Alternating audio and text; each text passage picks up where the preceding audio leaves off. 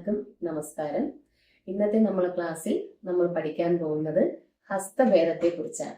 അതായത് ഭരതനാട്യത്തിൽ രണ്ട് വിധത്തിലുള്ള ഹസ്തഭേദങ്ങളുണ്ട്.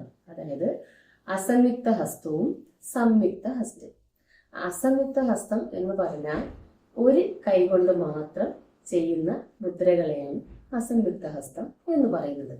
അടുത്തത് സംയുക്ത ഹസ്തം, അത് ഇരു കൈകളും ചേർത്ത് ചെയ്യുന്ന മുദ്രകളെ സംയുക്ത ഹസ്തം എന്ന് പറയുന്നു. നമുക്ക് അസംയുക്ത ഹസ്തത്തിൽ ഒരു 8 എണ്ണം എങ്ങനെയാണ് എന്ന് നോക്കാം. ചെയ്യുന്ന വിധം കാണിച്ചു നോക്കാം. ഓക്കെ. പതാക, ത്രിപതാകോ, അർത്ഥപതാക, കർത്തരി മുഖഃ, മയൂരാഖ്യോ, അർത്ഥചന്ദ്രശ്ച, അരാള ശുകതുണ്ടകഃ. ഇനി നമുക്ക് ഈ 8 മുദ്രകളും എങ്ങനെയാണ് ചെയ്യുന്നതെന്ന് ഒന്നൊന്നായി കാണിച്ചു തരാം. ഓക്കെ. ആദ്യത്തേത് പതാക. അതായത് ഈ 5 വിരലുകളും ചേർത്ത് വെച്ച് വേണം പതാക പിടിക്കാൻ. ഇങ്ങനെയാണ് പതാക പിടിക്കുന്നത്. അടുത്തത് ആ പൊസിഷൻ മാറ്റരുത്. മാറ്റാതെ നമ്മുടെ കുഞ്ഞു വിരലിന് അടുത്തുള്ള വിരല് അത് ഇതുപോലെ മടക്കണം. അപ്പോൾ ത്രിപതാകയായി. രണ്ടാമത്തെ മുദ്ര. മൂന്നാമത്തെ മുദ്ര ഇത് മാറ്റരുത്. ഈ കുഞ്ഞു വിരല് മടക്കുക. അർത്ഥപതാക. പിടികിട്ടിയോ? അപ്പൊ 3 എണ്ണമായി.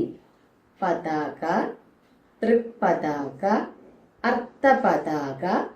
ഇനി ഈ മടക്കിയ വിരലും നമ്മുടെ ഈ വിരലും കൂടെ ചേർത്ത് വെക്കുക. എന്നിട്ട് മുകളിലോട്ട് നിൽക്കുന്ന 2 വിരലും ഇതുപോലെ അകർത്തുക. അപ്പോൾ കർത്തരി മുഖമാകും. ഒന്നുകൂടെ. പതാക, ത്രിപതാക, അർത്ഥപതാക, കർത്തരി മുഖഃ. അടുത്തത് ഈ കുഞ്ഞു വിരലിന് അടുത്തുള്ള വിരലും ഈ വിരലും കൂടെ ചേർത്ത് വെക്കണം. അപ്പോൾ മയൂരം. മയൂരാഖ്യോ. ഇനി നേരെ സൈഡിലേക്ക് തിരിക്കുക. അർത്ഥചന്ദ്രശ്ച. ഈ 4 വിരലുകളും ചേർത്ത് വെച്ചിട്ട് ഈ വിരലും ഉയർത്തിപ്പിടിക്കും. കണ്ടോ? അപ്പോൾ മയൂരാഖ്യോ, അർത്ഥചന്ദ്രശ്ച. ആ പൊസിഷനിൽ തന്നെ ഈ വിരൽ മടക്കുക. കണ്ടോ? ഈ 2 വിരൽ. അരാള. അടുത്തതും അതുപോലെ തന്നെ ഈ വിരൽ മടക്കുക. ശുകതുണ്ടകഃ.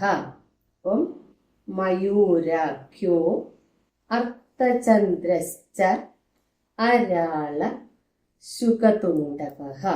അപ്പൊ നമ്മൾ 8 എണ്ണമാണ് നോക്കിയത്. ഒന്നുകൂടെ കാണിച്ചു തരാം.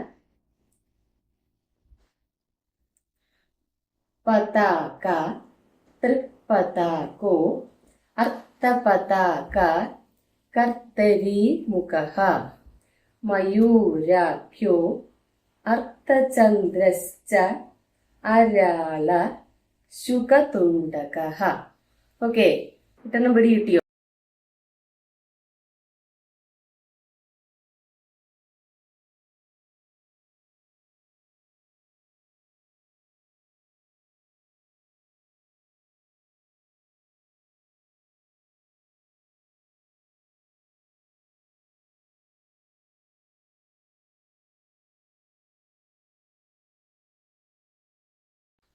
അപ്പോൾ അസംയുക്ത ഹസ്തങ്ങൾ മൊത്തം 28 എണ്ണമാണ് ഉള്ളത്. അതിൽ 8 എണ്ണമാണ് നമ്മളിന്ന് പഠിച്ചത്. എല്ലാവരും ശ്രദ്ധിച്ച് കണ്ട് പഠിക്കുക. ഓക്കെ.